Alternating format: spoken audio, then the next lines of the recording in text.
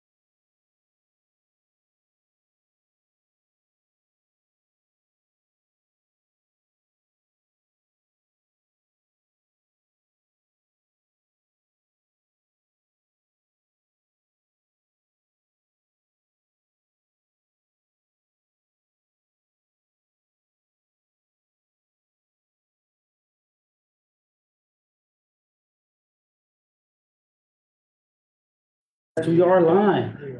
YouTube this time. Hey, Carl.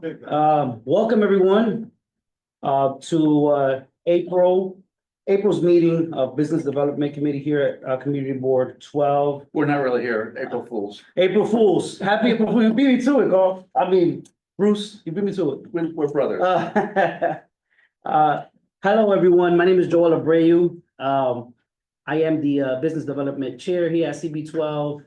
As always, I'd like to start by introducing ourselves. Like I mentioned, my name is Joel Abreu. I've been chair of this committee 3 years now.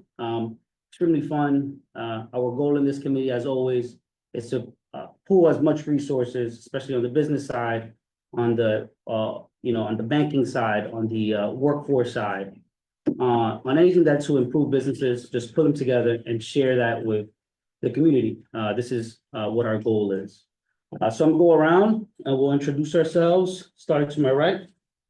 Good evening, everybody. My name is Chris Whitaker, and I am a relatively new member of the community board. I also serve on land use. Thank you, Chris.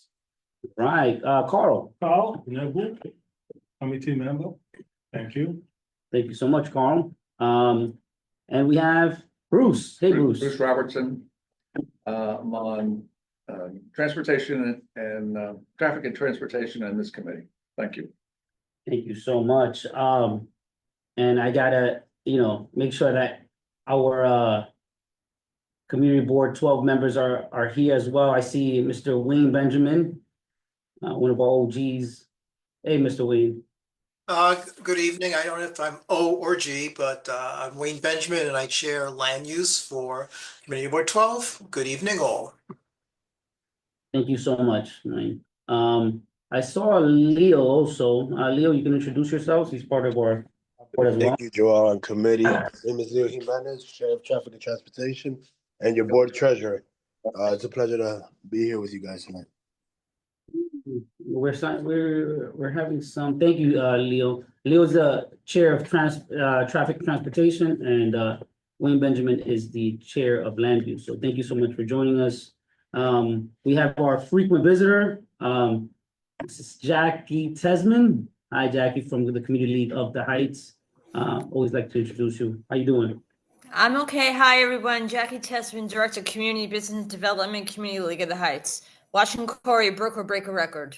He's almost done filibustering. Yeah, that's right. Did he end yet? Any moment now. Great. Well, as long as he beats the record. Yeah. Let me just give me guys a second because I'm having some audio issues. Yes, 4 more minutes.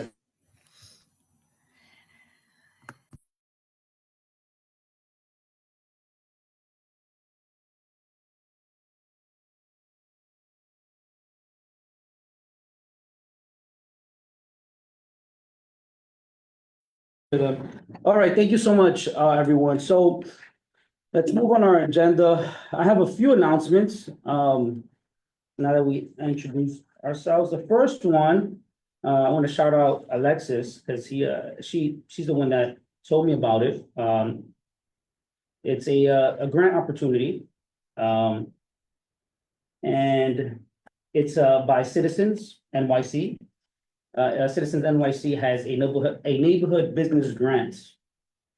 So this business grant is eligible for businesses that are located within the 5 boroughs and have been operating for 2 years and have 10 or fewer employees. It must be profit generating. And I think the grant is for $5,000. So I'll put this in the minutes. It's an opportunity for small businesses that are already operating. So take advantage of this. And this is the Citizens Committee for New York City. Okay? That's at citizensnyc.org. So please take advantage of that. Shout out to Alexis for letting us know about that opportunity. I guess I'll take this, Oh, unless you were. thanks, Chris. Somebody else. Thanks, Chris. That was great. Thank you again for Also, I didn't officially call this meeting to order, so I guess I'll do it now. So it's at 7:16. And I guess we can motion to adopt today's agenda. I saw Bruce and seconded by Carl. Yeah, So we do have quorum. We won't be voting on anything today, so maybe, we'll see. And, We'll make up something. yeah. So my second announcement, it's in regards to the Transparency Act. Remember, we were talking Oh, about yeah. that Yeah, earlier this year, when we thought there was gonna be a mandatory enforcement. But the good news, there's some good news, and I'll share it with you guys. Where is it?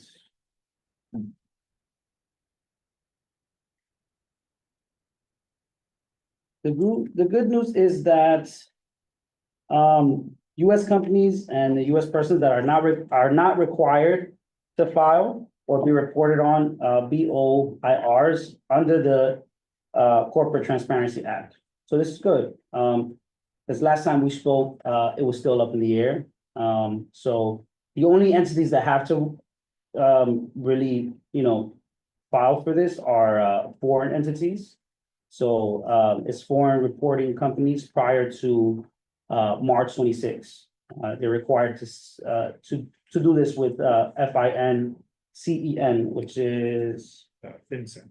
FinCEN, yes. So sorry, Joel. Yeah. So, so the FinCEN reporting requirements that everybody was gonna have to do, every LLC Yes. was gonna have to do, What? or is now permanently paused. So there's a distinction here, right? Okay. So the beneficial ownership information report, right? That this mandate was federal, and the one that's being paused is on a federal level. Right.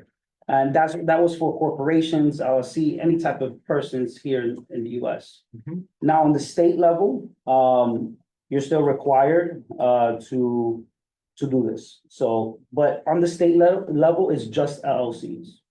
Mhm. So on the state level, it's just LLCs that you need to report this to FinCEN. since when did this, January kick off? 1st. Okay,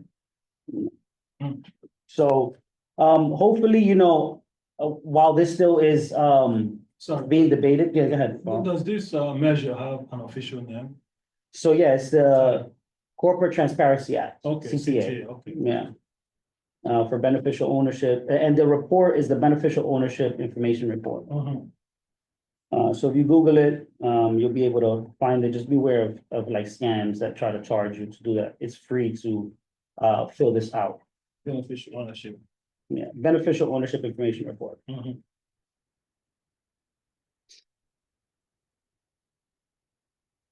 Okay, just wanted to touch base on that, which is good news. I'm pretty sure it's still in debate. It could come back. I'm just keeping a pulse on it. Want to make sure that, want to check the pulse on it and see if there's any changes. And if there is any changes, I'll let the committee know. Okay. So, as you recall, last month, I also mentioned that the Manhattan Chamber of Commerce is doing a program, kind of a business incubator for people who want to start retail location stores. And they had this, no, it wasn't, yes, this past Thursday, kind of like an information session on like what the program is, what it entails, and I have the deck. If anybody's interested in that program, let me know and I'll forward over the deck. It was interesting. It is they're looking for people who are generating sales.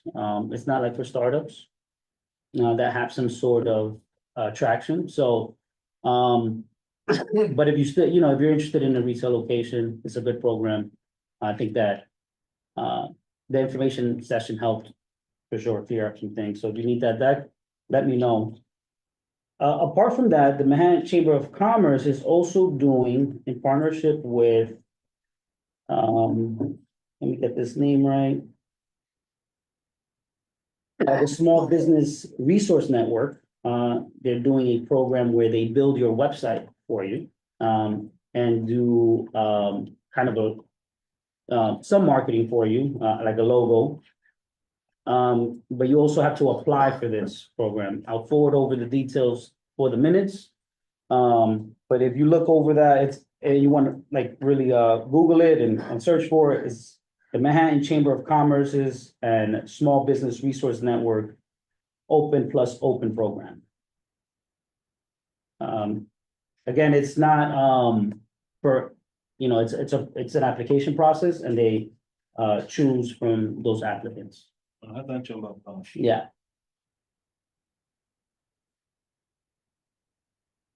Okay. All right. So. I know we were supposed to last month.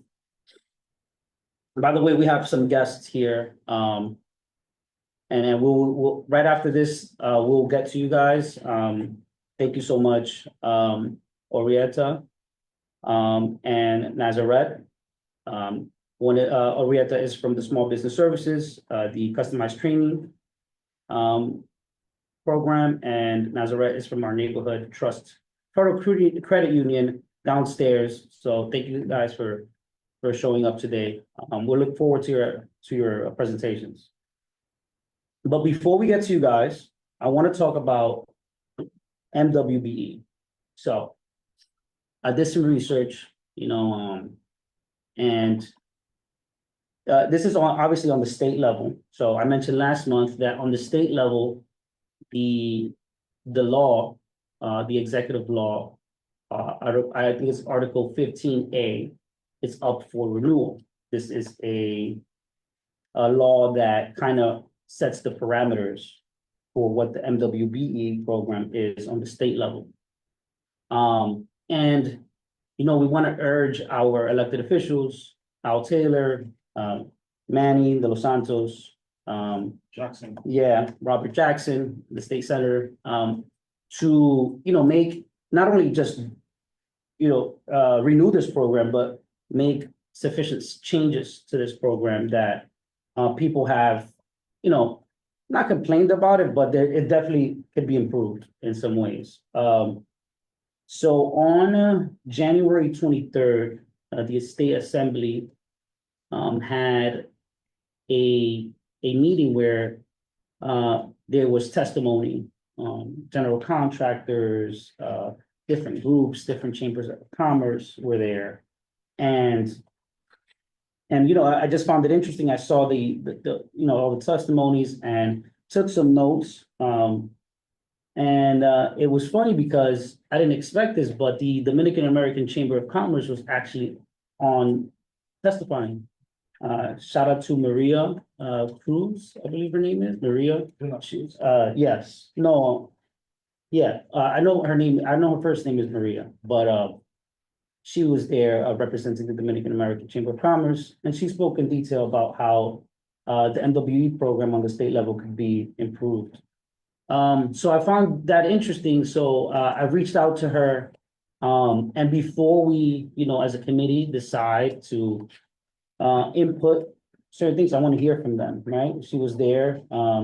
She spoke to different people, so I want to get her input. I have some things that from my research, I've seen that it could improve this program, but I want to make sure if we pass a resolution in the committee level, is something that we can shoot up to those elected officials and really motivate them. So, but I know that last month we talked about the disparity study. You guys take a look at it?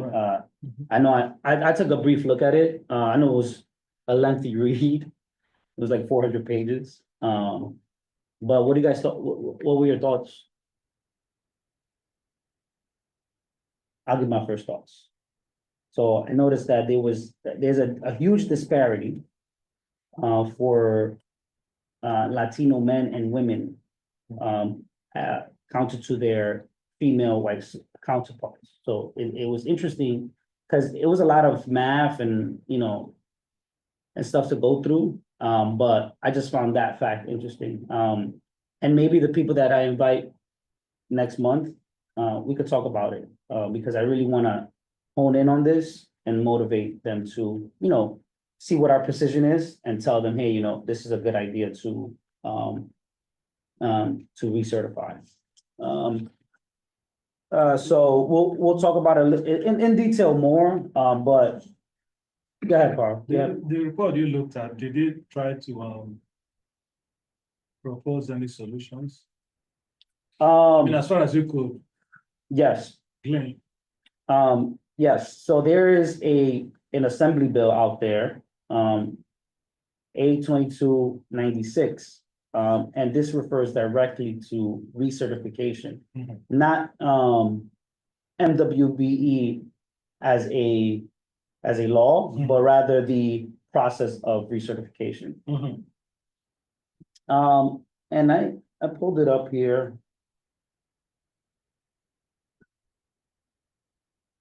So in short, it basically says, and I'll quickly read it, and this is one of the things that I want to talk to you guys about maybe next month, to kind of encourage our assemblymen to vote in favor of this. So what's the number? Yeah, I got you. It's Assembly Bill A 2296. Who's the sponsor? The sponsor is Wash McDonald. Yeah. He is the one of the members of the Committee of Governmental Operations. But there's a couple co-sponsors. There's 3 other co-sponsors. So I'll read it really quickly and then we can move on, but this is something that I really, because this program hasn't been, just because there's so much red tape, hasn't been fully taken advantage of. Plus the pandemic, it took a hit. So I think that there's much more opportunity and we want to continue this, right? We want to keep it going. So I'll just read, right? Upon, this one of the solutions, just going back to your question, was that recertification should be easier. So, this bill was introduced upon the expiration of minority and women-owned businesses and enterprise certification and the submission of a new application for minority and women-owned businesses enterprise recertification. If there is no change in the ownership of the enterprise and no material change in the nature or management of the enterprise from the time of approval of a previous original MWBE certification that was approved within the previous 10 years, Okay. right? If such application is compliant with 21 NYCRR 9606, then there shall be a rebuttal presumption that the previous minority-owned business enterprise satisfies the requirements of said paragraphs. So basically, if there's no material change, if there's no ownership, the certification process should be a lot easier. So this is something that I think is a solution, cuts some red tape, and especially in the recertification process.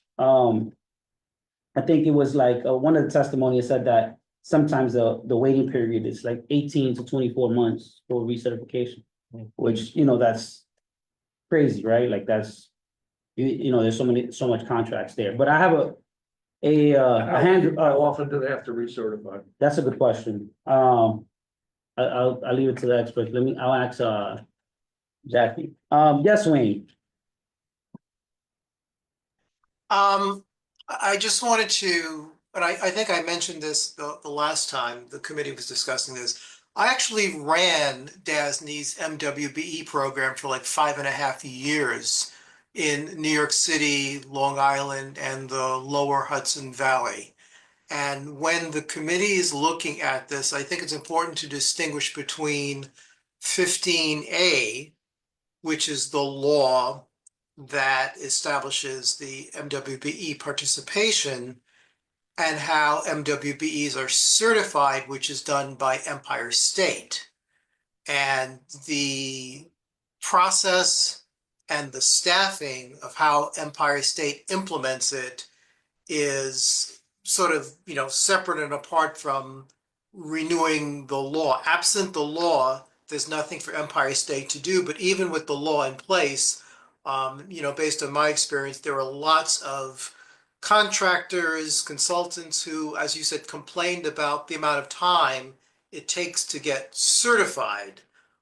So as the committee's looking at this, and any recommendations or critiques, I think it's important to distinguish if you're talking about the law or you're talking about Empire State's certification and recertification process. And I believe you mentioned the disparity study, and I don't have to tell anyone on this, Zoom meeting that there are people who are opposed to, MWBE participation.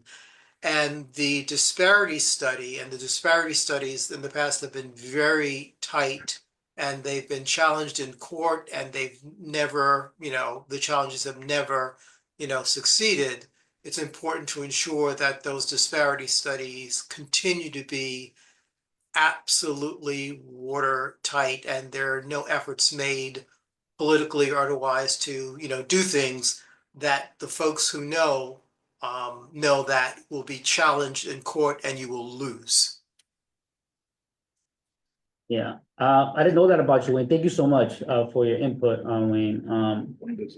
Yeah, that's so we're gonna take a look at it next month. I think it's important to have like a discussion between like multiple people who are doing this process for businesses, right? I myself have never done that process, and just doing the research. You might want to reach out to some of the folks like at, MTA and agencies where, they are subject to 15A, and they all have, people who run their programs, and get some feedback from them on, their perspective on how it works and how it can be improved. Great.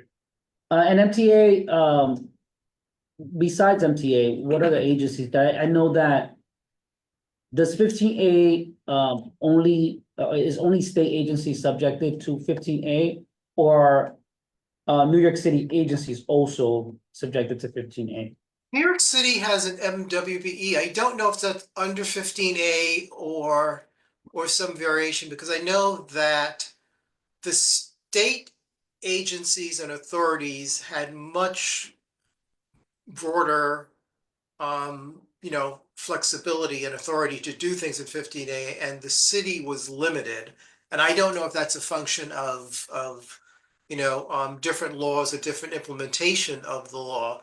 But certainly you can reach out to folks at MTA, CUNY, Dormitory Authority, DASNY, my old haunts, DOT. I mean, I know Parks on the city side has a program, so you can certainly, find out from our contacts at Parks who that person is, and they could maybe speak to the differences between, state and city. But, just about every, state or city agency and authority has someone who deals with their MWBE, and for that matter, SDVOB participation, although SDVOB is under, I think, 17B, not 15A.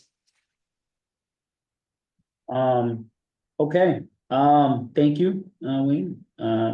So we'll table that for next month. I'll have some folks here, and we can have a really in-depth conversation on MWBE, and send that up the ladder. Okay. So who Yeah. will you invite? So I'm gonna invite the Dominican American Chamber of Commerce.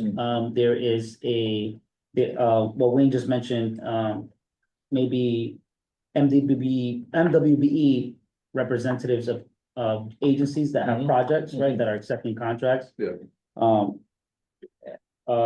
If I can get in contact with them, I'll invite them.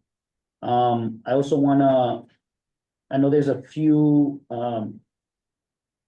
like community-based organizations that like help businesses, sign up for this and apply for this, and not only just fill out paperwork, but also like go through the process of appeals and things like that. So we can talk about, just the issues that it has, from like just the tech, from the appeal process to, how outreach is happening, you know, and it's a lot, but I think it's important that we have our input in that, right? So there's a couple people that I want to invite. Rude, she's a woman-owned business contractor. Who, She used to be on the community board. Rude, I forget her last name. so, I'll send it to you. Yeah, yeah, She you might send be it a good one to talk to because she's benefited from the program. okay, yeah, maybe that's a good idea, Bruce. Maybe we can, get some certified MWBs and kind of get their perspective on how the process works. That's a good idea. Rude Morales, Okay. Wayne knows her.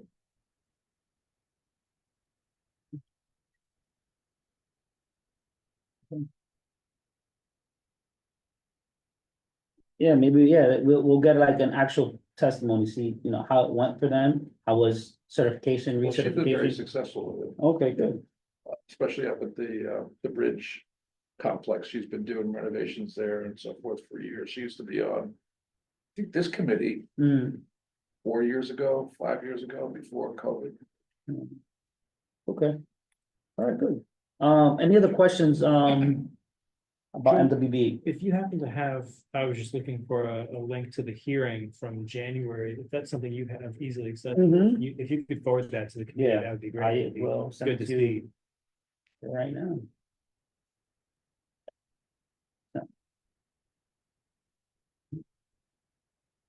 But yeah, I'm gonna send it to you right now, Chris. So just moving the agenda along, thank you so much. I'm looking forward to next month about that. About MWBE, so it's gonna be fun. Okay, so we have, and I don't know if I'm mispronouncing his name. Orita, Orita. You said it right the first time when you introduced me. Orieta, right? Yes, Okay, good. yes. Thank you so much for joining us. She is from the Small Business Services of New York City. She's here to talk to us about customized trainings. Thank you. So, yep, thank you. Sorry. Sometimes the light goes out. I am in the office, and when there's no one, the automatically shut down. So I apologize if I go dark in the middle of my conversation. So my name's Orieta. I am the Director of Customized Training at Department of Small Business Services. Is it okay if I share my screen? Yes, go ahead and share. Okay. I'm a visual person, so I always assume that everyone is a visual person. So sometimes having conversations, having an information to look at makes it easier. Let me know if everyone can see my screen. Great. Yes, we can see it. Okay, perfect.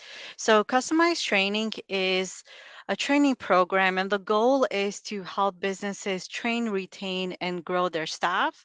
We are a reimbursable grant, which is available for 1 year, and it's open to NYC-based businesses that are looking to train and upskill their staff. Our grants range from 30,000 to 400,000, which is a pretty big wide um, range of grants.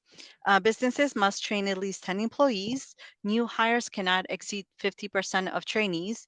A lot of our eligibility criteria has to do with our funding source, and we are mostly federally funded. So a lot of the criteria that you see has to do with the funding source, because we want to make sure that we can actually, reimburse for some of the costs. Because this is a reimbursable program, businesses are required to pay for training costs up front, but we reimburse on a quarterly basis. So, businesses might submit training costs for a quarter. We will, pay a certain percentage of it, and then the money that they use, that they receive for Q1 training, businesses then can use that to apply for their Q2 training. So that doesn't mean that all of the training for the 1 year you have to pay up front, but every single quarter that you submit documentation, that training needs to be, businesses would have to pay for it.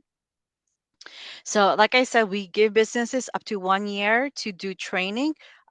Businesses don't have to take the full year, but we understand that there are times where businesses are just really busy. So we want to give them the flexibility to be able to do their training and select the appropriate time that they can do it.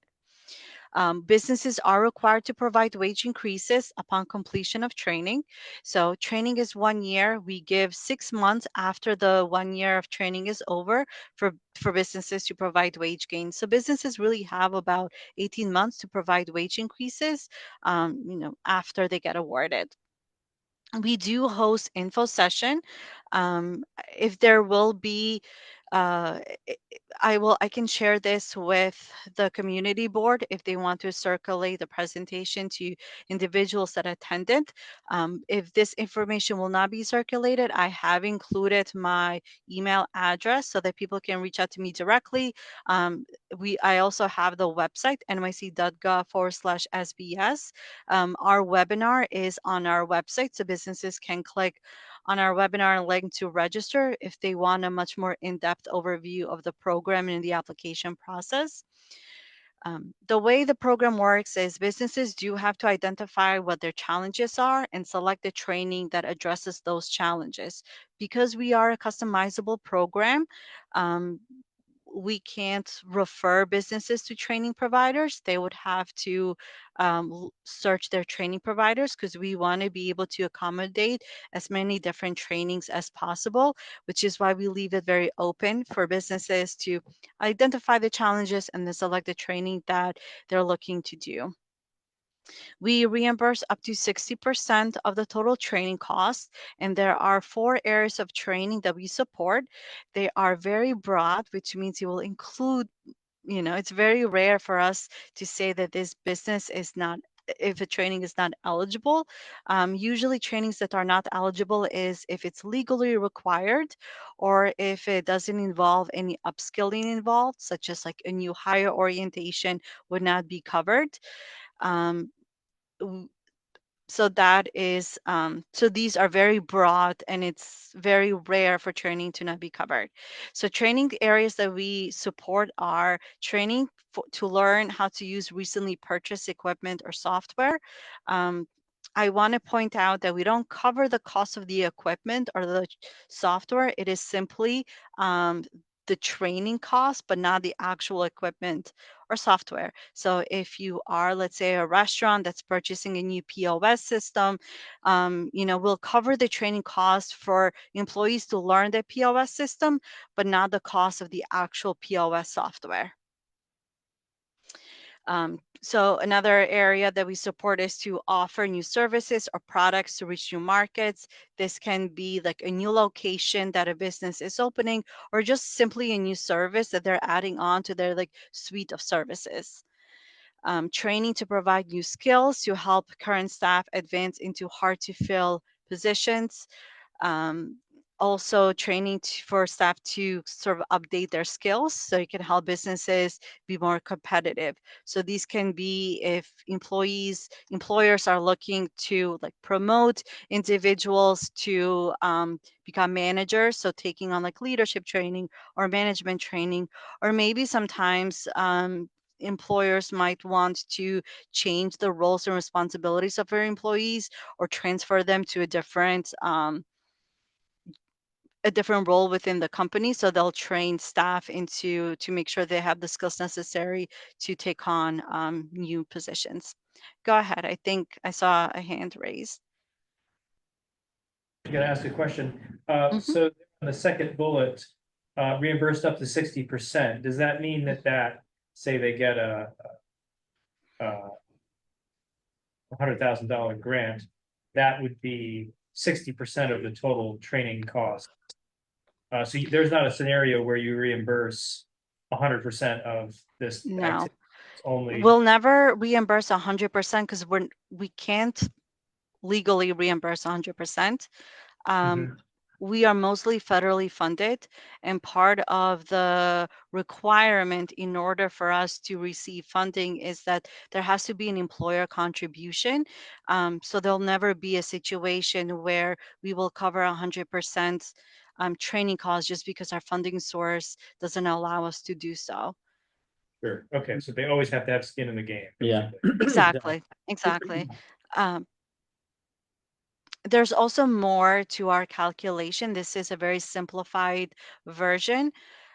We withhold, so of the 60%, we do withhold 20% for outcome to ensure the businesses do provide wage gains to their employees, and we'll pay it once we see the wage gains. But aside from the 60%, we do pay an administrative payment. This program is very admin heavy from the business perspective. So our way of acknowledging that administrative burden is we pay a 10% an administrative payment. So if the training cost is 100,000, 10,000, they'll receive at the end when they close out their training as part of their admin payments. We also provide a trainee completion credit for every trainee that completes at least 75% of their training cost. I actually have a question. How long does the Mhm. business have to be operating? They have to be operating for at least 1 year. And only there, so sometimes we have businesses that might have multiple locations. So in Washington Heights, let's say that they might have a location in Washington Heights, but maybe they have another location across the river in New Jersey. Only the location that's located in Washington Heights would qualify for the program. So only employees working from an NYC-based location would qualify. And is there a revenue limit or like how big the company has to be?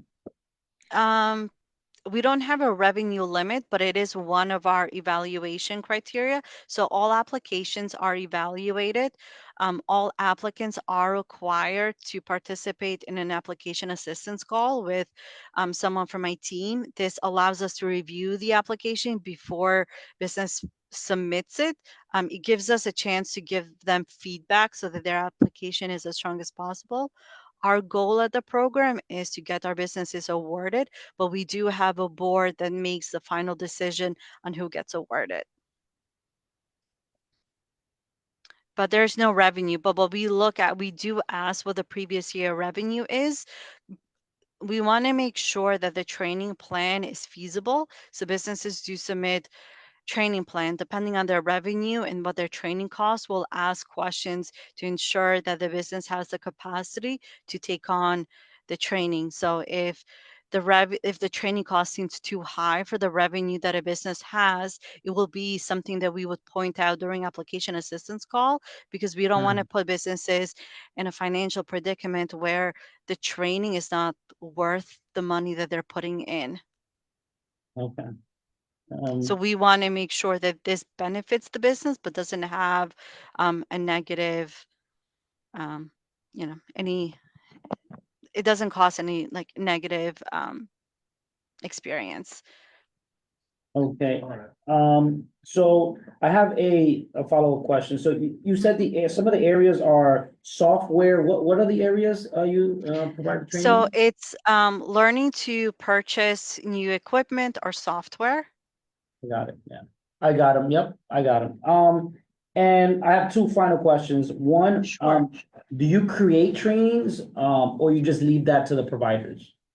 We leave that to the business. So part of the training plan that they would create is figuring out what courses they need to do. So sometimes businesses do need to take time to figure out what training their staff needs. So if they think their staff needs more training on, let's say, leadership training, they would have to search a training provider or a consultant that will provide them with leadership training. They'll give them the quote of how much the training is, how long the training is, and businesses would enter that information into their application. Not all of their staff needs to go through the same training. So for example, we've had businesses, if they need to increase their sales, they do sales training and marketing training, QuickBooks, Microsoft. We had an IT that did Microsoft Azure training, for example. We've had restaurants that do front of the house, back of the house training, Training can be both on the job training or classroom or online training. So it's a variety of training, and every industry and every business has its own needs. You know, finance related training for their staff to understand what's the financials of, you know, how to make good financial decisions. A lot of the reason why I point out to the software is we do see a lot of businesses um, changing the way they run their business from, you know, The paper books, yeah. to software related, so that they can track their inventory and be able to understand like how much they should purchase, understanding sort of like the life cycle of their products. So it really varies from industry to industry, but every industry is doing some type of software training, and software has become so it's become very Yeah.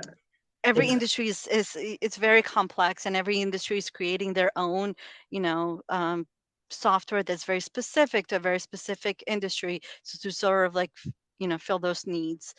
But software tends to be a very popular one, like a CRM software that businesses are purchasing, and they usually do a training that's a combination between classroom and on the job training. So classroom is, you know, they have to sit there, learn what tool, the software tool is, and then they'll do on the job training so they can practice, um, you know, in real life how to utilize it.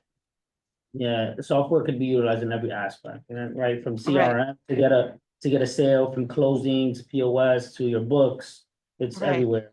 So I right. understand that. So just to, Yeah. yeah, I know that you're mentioning some trainings there and specific softwares.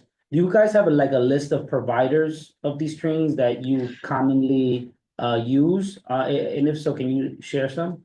Yeah. So the only training provider list that we can share, New York State does have an eligible training provider list. I can put it in the chat if you'll make it easier for everyone to copy it. But that, because we are a government, as government employees, we have to be careful about we can't influence consumer decisions. So the only link that we can share when it comes to training providers, and I say this because it's a very common question, we can't refer businesses to a specific training provider because a business has to make their own consumer decision without the influence of a government employee.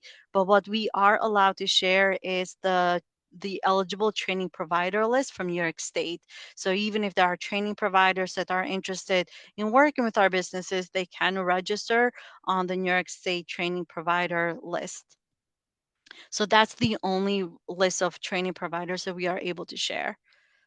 Yeah, share that with us. I mean, we're not government employees, so we can suggest that.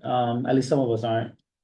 No, we're good. Um, But it'll be, you know, just in case a business is asking and may not have, this program may not apply to them, but they are looking to mhm, train if their staff, we can, right. suggest, different But providers. this is, yeah, I put it in the chat.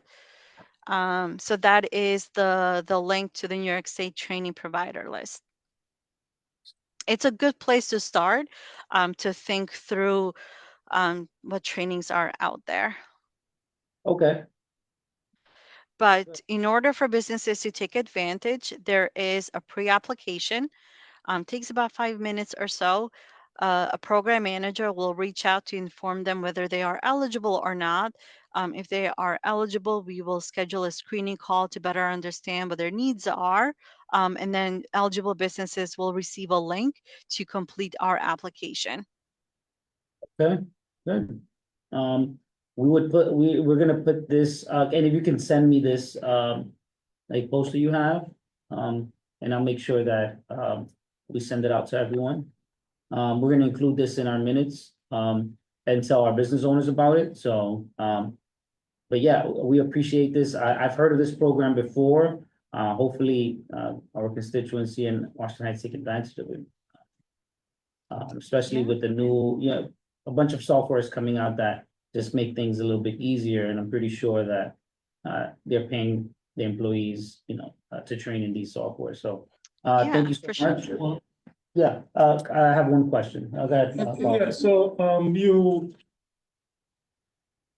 Obviously, you are not the, your department doesn't make the award, correct? It's made by some kind of board, like you said, correct?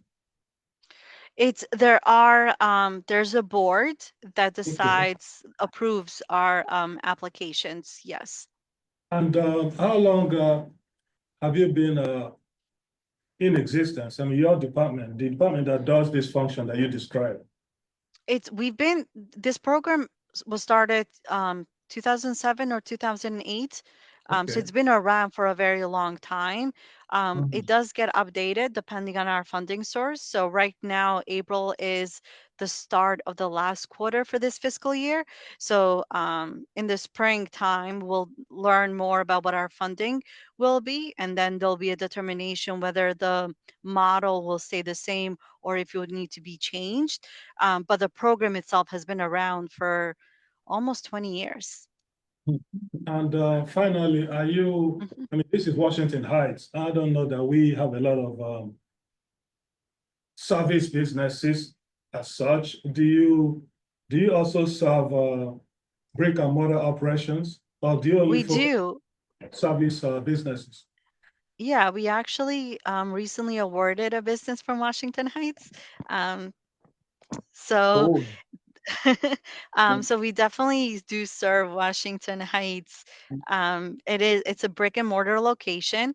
Okay. Um, it's a retail slash manufacturing type of business. So as long as, the location, we help in all 5 boroughs.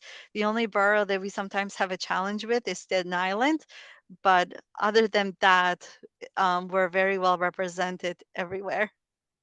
All right, good. Thank you. Thank you so much. Mhm. And my last question, I'm sorry. How long is the application process? Like, It the application itself, it doesn't take long to complete. It's gathering the information that can sometimes take a while for businesses. So they need to know what training they're providing, what the cost of the training is, how many of their employees will take the training, and how many hours each training is. So if they know what the training provider is, the training provider will provide all of the questions. So it's figuring out what training they need to do, and then that training provider will tell them the cost, will provide them with quotes. Some training providers have that information on their website, but some do not, and businesses have to reach out and gather that information. So I would say the gathering aspect of the information is what takes longer, but the application itself, when you have all of the information, should not take too long. great. Thank you so much. We appreciate your time, Marietta. And, just, we have your email. If there's anybody that's interested in this program that we know, we'll send them your info, okay? Sounds good. Thank you. Thank you for having me. Thank you so Thank you. much. Thank Thank you. you. All right, so, you guys want to hear a funny story? Yeah. So my brother, he decided this year that he was gonna run a half marathon.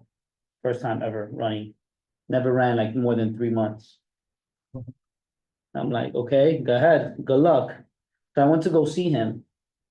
And I had a meeting with Nazareth just a day or two before, just to talk about what we're gonna talk about tonight. And I'm like there, I'm like waiting for my brother, and I see Nazareth, I'm like, wait, I just had a meeting with you. And she's like, where am I? I'm like, where do I know you from? I feel like I just met you. And she reminded me, and I felt silly. So shout out. I don't know if you were running, but I saw her in the half marathon. Congratulations to whoever, if you were running, if it was someone else. Yeah, it was actually my boyfriend running. So Oh, congrats to him. he Congrats. he's the runner. He did the New York City Marathon last year, and then now he's getting back into running his half marathon. So I know he has a Brooklyn half, I think in May is coming up. So he just started this year with I can't do it. So my hats off to whoever runs marathons or halves. I can't even do a quarter, so So, thank you so much for joining us. Nazareth Perez is from the Neighborhood Trust Federal Credit Union, which is actually our neighbor downstairs. She's here to talk to us about the service, the products that they do, and take it away. Yeah, thank you for having me. I know Isaac Roldan is also on the call with me. He's our lending consultant. So I think he has some trouble with his camera, but he's gonna jump in as well. I'm gonna share my screen. Okay.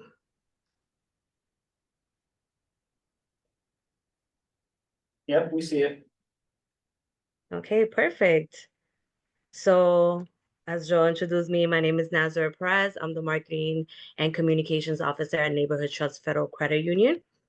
Since 1997, we have been empowering the communities of Upper Manhattan with efficient access to the financial system and having a better understanding of it for them to accumulate wealth and have a better life.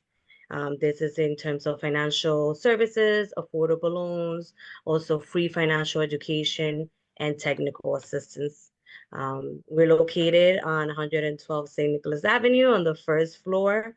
Aside from this location, we do have a partnership with Citibank. So our members that do have a deposit account with us, they're able to access the Citibank network as well, ATM.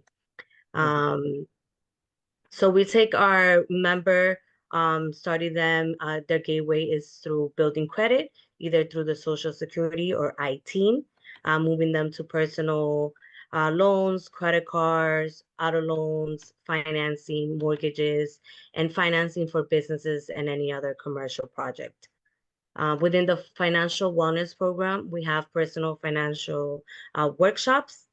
We do one-on-one financial counseling, also in collaboration with Neighborhood Trust Financial Partners. We provide small business technical assistance. We are an IRS VITA size, so we are providing free tax preparation for the past 2 years. We are IT consulting. So for individuals that do not have a social security number, we do help them with the process of obtaining the IT number. And within our mobile platform, we do have a personalized recommendation with credit scoring. The personal finance development, we have savings and checking accounts, consumer loans that include credit builder loans, emergency cash, personal loan, debt consolidation, auto loans, credit cards, personal lines of credit, and certificate of deposit. Within our business program, we have business savings and checking accounts. We have loans with grant eligibility as well. We are an SBA lender. We have lines of credit. We provide technical assistance at no cost, and we do have a flexible underwriting. Within the home lending, we provide mortgages for apartments. This includes HCFC buildings, condos, and houses for up to 4 units, home equity lines of credit, and we have an affordable closing cost. To become a member, they will need a valid official photo ID, proof of address within the last 30 days. They have to fall within our field of membership, which is 125th Street to 215th Street in Manhattan. If an individual falls outside of our membership, our field of membership, we're able to connect them with a financial counselor. They will have do a 1 session with the financial counselor in order for them to get a Safe Start voucher that would allow them to be referred to Neighborhood Trust to open the account. They will need their social security card or IT. If they have neither, we're able to assist them in obtaining the IT number and at the same time opening their account. And the minimum deposit is $5 in order to maintain the account with no fees. They will need to maintain a balance of $50 for the savings accounts and $500 for the share account. If you come into the office, is there a team? I always say we're small but mighty. We have roughly about 5,000 members, and we're approximately like 20 million in asset size. This is my information. I mean, if anybody wants to contact me directly if you have any additional questions. All right, go ahead, Bruce. Bruce has. What union or unions or membership do you have to belong to be eligible for this service? I don't know if you can you hear him, Nazareth? You hear him? I heard what union? I heard. So. Yeah, what unions do you include? So I guess the question is, like, what do you need in order to become a member? Like, do you need to be Belong to a union. a union, or do you have to just be a part of the neighborhood? You don't have to be part of any other organization. You could work, live, worship within the full of membership or volunteer. So if you're residing within Washington Heights, Harlem, Inwood, so 125th Street is our cutoff on the west side to 215th Street. If anyone needs our services outside they don't reside, they don't work, they don't worship, they don't volunteer within this boundary, we're able to connect them with one of our partner organizations. Most likely will be Neighborhood Trust Financial Partners. They would meet with the financial counselor for one session, and the counselor will provide them with a voucher to open the account within the credit union. Just refer them because they are outside of our field of membership. Thank you. Jackie. Hi, Nazareth. Hi, The- getting information for the ITIN number, that's really, really great. A great service. I know from their tech center, there's like a lot of people. I don't know if you're familiar with the tech center on Amsterdam. They give ESL classes, and a lot of students are trying to get ITN numbers. I know that it's a little difficult now considering the immigration situation, but how do we go about that? Can you maybe just send it to me, or Yeah, I could provide you the information because they do have to create an appointment because the process is a little bit more longer and the documentation that they need to provide. So what I could do is I could send this information to the community board in terms of how can they go about to make the appointment and the documents required specifically if they are looking to obtain an IT number. Okay, and has there been any changes as far as like immigration or is concerned with this, or the same standards are still applying? Yeah, as of now, we haven't had any changes. So we're still going, submitting like the W-7 form and with the document required for the IT number. Okay, thank you. Yeah, no problem. And any individual with an IT number, they're able to apply to any of our lending products. So they're able to, with an IT number, they're able to apply within our business loans or any consumer loan as well. But it's not required. In other words, can you just help with getting the IT number, or is it required to get an account? Which is fine, just for clarification. So they are required, as a federal financial institution, we are required to have a social security number or an IT number. All our accounts are interest bearing. At that time, when the individual does not have either the social or IT, we're able to open the account, but it will be a non-interest bearing account. Okay. Until they receive the IT number. Okay, but you would help them get the IT number regardless of whether or not they have to open an account or whether or not they have an account. It happens simultaneously. So they will receive an account. So they'll be able to have access to a bank account. Because we understand typically these individuals will fall as underbanked. So they'll have the account, they'll receive a debit card, Right. while waiting to receive the IT number. Okay, well, that's really, I really had no idea you did that. We've had like a few people ask us already. I mean, what willing to do it ourselves, but you know, it's if you're a lot more involved in this than we are. Yeah. So if I could, so you could send me the information, or you want me to just email you tomorrow, or Yeah, I'll send you the information tomorrow. okay, all right. Thank you, Nazareth. Yeah, that's good that you guys are helping them. I used to, when I was working at JP Morgan, they would not allow us sometimes, depending on their situation, to open up accounts. So that's a Right. great service that you guys are providing. What's the significance of the ITIN? Usually with bank accounts, really. Yeah. Mm. A question is, what's the significance of ITIN? I have some sort of an understanding that it's for people who don't have Social Security. yeah, Social Security, Right. or who is in who's not a citizen, or a permanent resident. Am I right? Yes. And it's also so they could pay their taxes when and if there comes a day when they may be able to get citizenship or their green card. Exactly. So They they can show that will they're receive paying the their IT. taxes. Mhm. Yeah, Until so they they can get show that immigration they're status, and then they receive a social security number, and then at that point they'll have to connect with the IRS in order to receive the ITIN, and then kind of like merge their finances from ITIN to their social security number. and that's available to even undocumented individuals.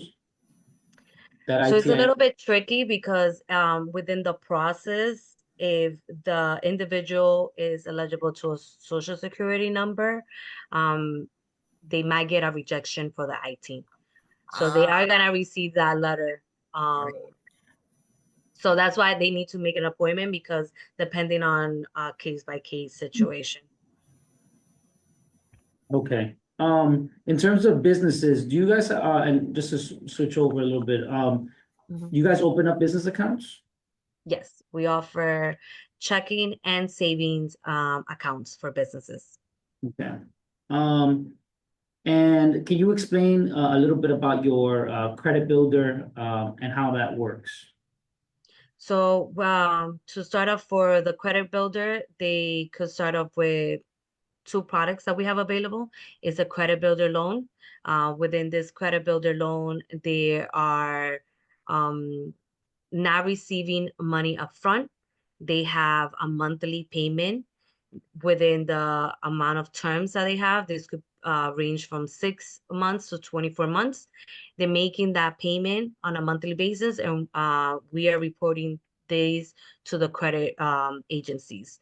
At the end of that term loan, since they're not getting upfront money, they receive that money back. So it's their creative building while savings at the same time. If they have started their credit and they want to move on, we could do a secure credit card. So that means they have to put a deposit up front. Right now we have an offer that the member puts $350. We fund $150, so they will have a $500 secure credit card limit. So typically to, the same transactions as a credit card, not to utilize the entire balance and keep it maxed out, make sure that they make it payment on a monthly basis. And they're, after a certain point, this is all getting reported to the credit agencies. If we see like a good credit history and and they want to expand on that secure credit card, they could increase the limit, or they could move on to add unsecured credit card. Okay, any other questions? Before I let you go, my request is, you see the deck that you have, the presentation, can you forward it to us? Yes, I'll share that with you. For the minutes, it'll be easier for us to kind of include all those details. And I know that you mentioned that you have the lending specialist with you today. Yes. Can you or maybe he can tell us a little bit about how the, you know, the underwriting and the, that side of the business works, in terms of like, what do they look for, on the business side and on the personal side? Sure, can you hear me? Yeah, we can hear you. Awesome. So my name is Isaac Roldan. Um, I won't talk too much about me. I'll just give you the answers to your questions and maybe we can speak later. But the one of the goals, well, two of the goals I'd like to mention for Neighborhood Trust this year is A, to increase business lending, and two, to increase membership, right? So the business lending, the approach that we're taking is sort of two-pronged, right? For existing businesses, the goal, of course, is to lend to them, but also included in that goal is intense technical assistance that revolves around formality, right? And this is especially true for like cash-based businesses and businesses that don't track income and expenses and the way they report on their tax returns and how they can, develop financial statements.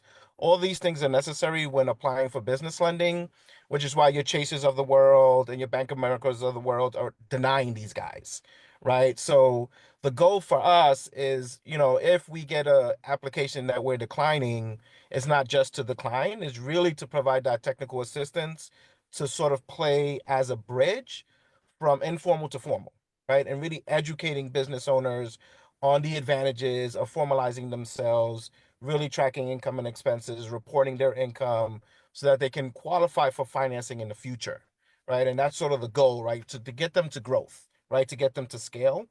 It's hard enough to start a business, but I believe it's harder to scale a business. I personally own a couple of businesses and I hit my head against the wall when it came to scale. It was far easier to start the business than it was to grow it. And so that's sort of the role we're starting to play. We're also opening up lending for pure startups. Those lending amounts are limited to, I believe, 5,000. We're sort of like a pilot program right now, but again, really providing that technical assistance and LLC formation and the different, depending on what type of business it is, it's very different for a restaurant than it is for a retail business, but really getting them through the steps of formalizing themselves and understanding credit and how personal credit is leveraged to develop business credit and so on, right? So really educating folks and holding their hands through the process so that they can continue to grow and expand their businesses as they move along. Yeah, So our underwriting guidelines are flexed in ways of some examples of that could be debt to income ratio, the financial documents that we require as we move along. We had a perfect example just recently of a gentleman that applied for a business line of credit for $50,000, but he couldn't produce a P&L, a income statement. So we provided some technical assistance on how to do that. And this guy literally had like books of receipts, like super old school paper receipts, and he had a notepad, and he really didn't know what to do with it. But at the end, we were able to help him um, populate that profit and loss statement from his QuickBooks account, and then sort of get him through the process of financing. So that's the technical assistance that we're talking about, is really holding the hand and not just declining folks, which we feel will add value and develop the relationships that we have with our small business clients. yeah, especially in this community, real old school, money, real cash on hand, type of businesses that have been running for a long time. So that's good that you guys are not just taking, you guys are taking that approach where it's like, hey, let's help you adapt. So I'm glad to hear you're also doing the pure startups. That's a big, access to capital is one of the biggest barriers that I've seen. That people want to start a business, but they have good credit, but they don't know how to leverage that to get business funding. So I'm glad that you guys are doing that. So just for the minutes, what's your name? And what is your title at the credit union? So my name is Isaac Roldan. I am a consultant for the credit union. My company is called Roldan Asset Recovery Services. And I consult for several credit unions, but my function, particularly for Neighborhood Trust, is to help with the business lending, more so focused on that. I do help with other lending products, but we're really focused on growing the business lending footprint across Washington Heights. And really, I have a ton of experience in Washington Heights. I understand how these guys do businesses. We really want to compete with the loan sharks, and the negative impact that loan sharks have on daily cash flow is incredible. It really truly stumps growth for a lot of business owners. That's easily seen in your local beauty salon, barbershop, restaurant, right? These guys are like looking for cash everywhere and they can't find it.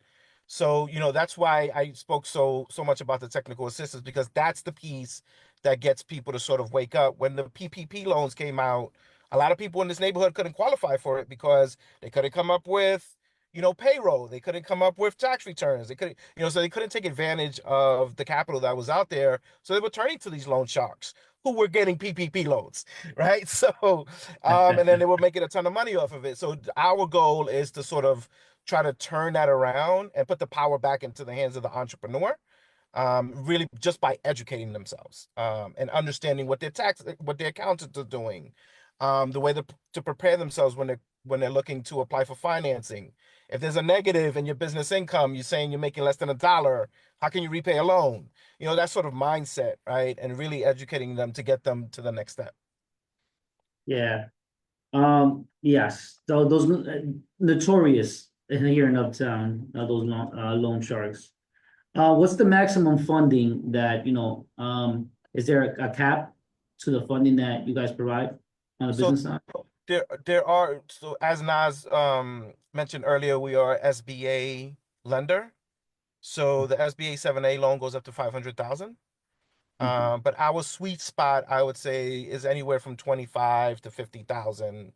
And that again comes with the limited ability to produce financial statements and that sort of thing. So really educating them, getting them to see the goal that your $25,000 line of credit can one day turn into a $500,000 loan if you operate correctly, right? So Okay.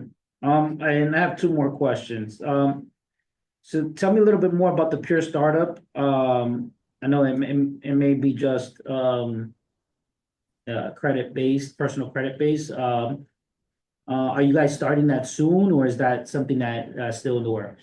So we're in the pilot stage. So we have opened it up.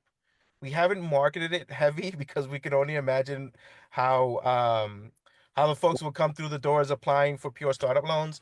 So we're trying to, have meetings like this, let our partners know that this is available, try to get those quality referrals that will get us to a point where we can say, hey, look, we tried this pilot program.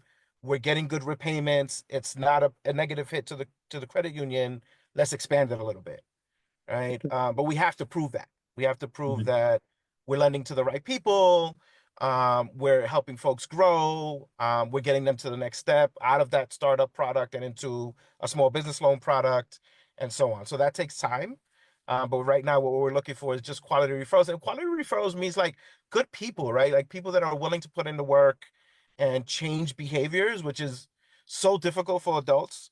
But we try to get them there, right? And sort of like get them to see what the next step looks like. And then the fruits of putting in the work. Yeah, great. Yeah, I think that's great. We see any, quality referrals this way, we'll send them your way. Can you please put your email, your contact information in the chat, just so that we can have it. And thank you for your knowledge. I've been living here my whole life, and I've never stepped foot in there, which is crazy to me because of the amazing products you guys offer. That should have been my first bank account, right? Like that's what neighborhood trust fund should be. Our family should be getting their first bank account there and then growing that relationship. Yeah, and if I could just say one other thing, someone mentioned unions earlier. This is going to be one of our other approaches this year, is really trying to get in with unions. So if you all have any suggestions on how we can, do that and get some introductions to unions and really provide like preferred products to union members, that's something that will increase our membership, increase our assets.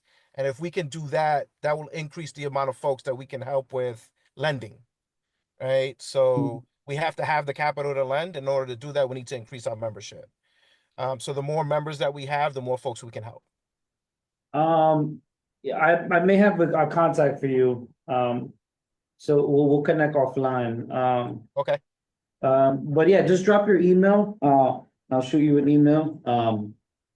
And then we'll talk about that offline. But thank you so much. I appreciate the knowledge and what you guys bring. Yeah, that's awesome. So we are working on, like you mentioned, Bruce, a resource guide where we compile and it's been a lengthy journey of all the presentations that we've had and all the stuff we've done in the last 2.5 years. We're gonna put it into like a document that gets refreshed every quarter or so. And we're gonna put you guys on it, right? So that any constituent comes to the office, needs help with their business or banking, you guys are there. So I just wanna thank you guys for the work that you do. And I have one last question. Just one last question. With respect to your membership, what's the ratio? Approximately how many members do you have? And of this number, how many are individuals and how many are like businesses? Yeah, if that's something you can answer. I know we have roughly about 5,000 members. But off the top of my head, I can't give you the breakdown of businesses and individuals. You have the percentage? I would say roughly 10% is business. Oh, okay. All right. Thanks. Mm-hmm. Thank you. One second, I record this then. And one other thing that I'd like to chime in, Yeah, earlier sure today, thing. if I can, earlier Yeah. today, we were brainstorming on, sort of workshops that folks would be interested in that we can develop. So as you speak to businesses, if there's a want or a need that you find is a large common denominator amongst businesses in the area, we're happy to, go to the drawing board and create a workshop for that. If we haven't done so already, just to get the traction and the interest and for folks to know who we are and, understand that, we're there for the community and so on. Mhm. Absolutely, and this is the beginning, right? Like, I first made contact with one of your team members, and I want to be more involved, right? Like any programming that you guys may have, or any ideas that the board may have or the committee may have, we'll love to coordinate. But let us know if you guys have any events that we can help you guys with, and then we can take it from there. Sounds great. Thank you. All right. Thank you. Thank you so much, Thank guys, you so again, much. all right? Thank you Thank for you. having us. Take care. Thank Good you, night. Simon. Good luck on the next marathon. So moving the agenda along, I know you mentioned one day, Chris, about like a public bank. Remember, I think it was like a, Yeah, this comes pretty still on my close. list. Well, the public banking is something different than credit unions, because Mm. public banking is not retail banking. It's a bank that the state uses to deposit its tax revenue and income, and then using that revenue and the chartered state bank to basically make to finance Got it. Public works. public works projects, affordable housing, renewable energy, things like that. It's hit the news. It's funny you should bring it up. It's hit the news recently because if you remember from a couple of weeks ago, the federal government clawed back $90 million from a FEMA grant from the New York City. City. They just took it out of the bank account. Yeah, I remember They that wired it out. controversy, yeah. And Yeah, this was on the federal level. Yeah, Yeah. it was a big controversy Yeah, it for the was. 2 days It was. before there was a new controversy. But public banking has kind of reissued a subject to us. I think this is a way that the states can And I have think a it, little higher gate right, there. I think it works in a lot of ways, a good way, because You can track where the money's going, right?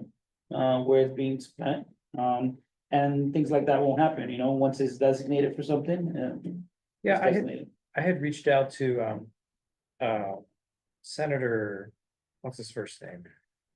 Sanders, not Bernie Sanders. From Queen, James Sanders from Queens. I reached out to his office a while back and asked if there was somebody there, because he's been a big proponent and sponsor of At the state bills level? at the state level. And, Jackie, come I back. haven't heard anything, but I haven't followed up in a minute, so, I was gonna ask that, Jack. this is something I can try to do. Again, so I think there is some motion on, I was doing some reading on public banking this week, and I think there is some activism and motion going on around it, so it would be nice to get somebody to come out and answer some questions, to show up on Zoom. Talk a little bit about what it is, why it's important. I think it would be a good idea, especially if, there's somebody already, you know, working on it. Oh, I was gonna ask, does anybody have Jackie's number? Yeah. Can you call her and ask her to come back, really quickly? I just wanna ask her about, bid information and give us Well, I one. can tell you what's going on. Oh, I'm on the committee. oh. We finished the survey. Okay, completely like blanked out. It's not published yet, but Okay. we're gonna release it and bring it to you guys to look at. But it's pretty much the same old, clean the streets, you know, do some security measures, we talked about that. And You're on the steering committee, right? I was on in 2015, I'm on now Yeah, with Wayne and a whole bunch of other people, Mike. From Palace, and Mm, it's been a slog because we have to get enough landlords to sign on, and they're missing in action, so that goes back to the.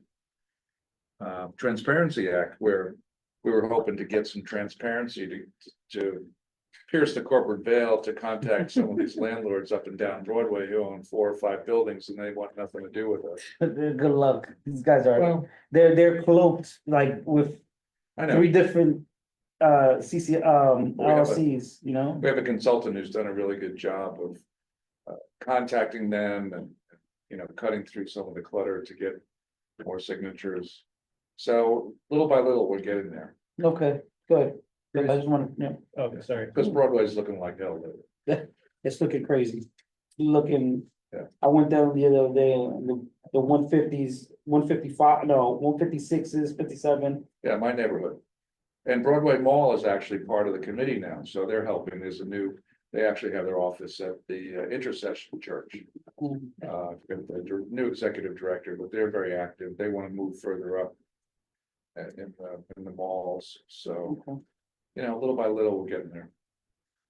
Bruce, is the main issue just being able to reach these landlords? Like, once you make contact, do they get it? Because it seems like something that would benefit them easily. Some of them say they don't think it is, like Friedland is a good example between 157 and 158, that whole triangle there in my neighborhood. He said for years he doesn't think it's necessary. Well, he owns half of Madison Avenue, so you know, he doesn't care. That's basically a taxpayer. Yeah, because I don't know if you know, but during bid formation, it's a tax. Right. So they just look at it as an extra cost. So we've got Sean Abreu on board. We've got, of course, Jackson and Al Taylor. Mhm. We have all the electeds we need. Mhm. That's not the problem. The problem is getting enough Property landlords to sign Oh, the on. property owners. And the property owners pass it through to the retailers who pay the assessment. It's not a tax, it's an assessment based on frontage. You know, and again, another issue is like Columbia Presbyterian is part of it, but they wouldn't pay full freight because they're a non-for-profit.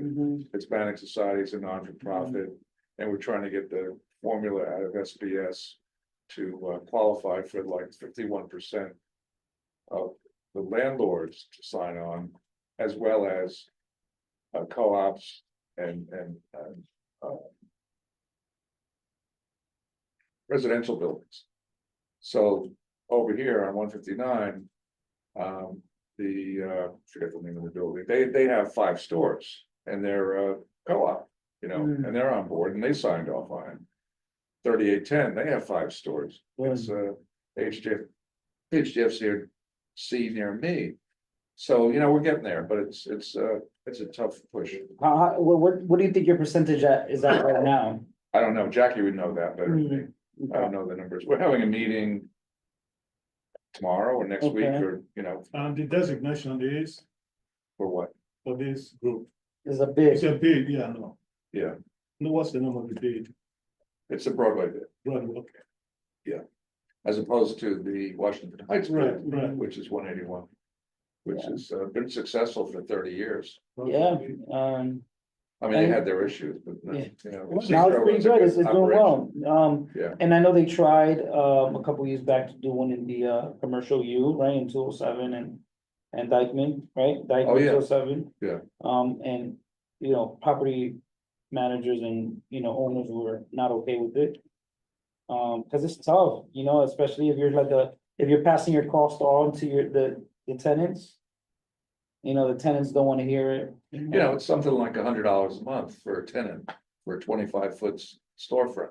Well, to them, that's a lot of money. To a landlord, Maybe not. and if they don't wanna do it, he won't do it. You know, you know, it's the psychology of things, like when you're in a clean street, no graffiti, you have lights, you have nice signage, people wanna dine there, you guys wanna shop there, people want to be in that neighborhood, so.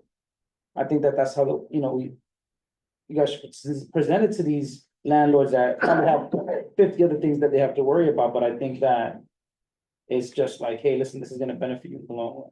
But why is this so chalk heavy with landlords? What's that?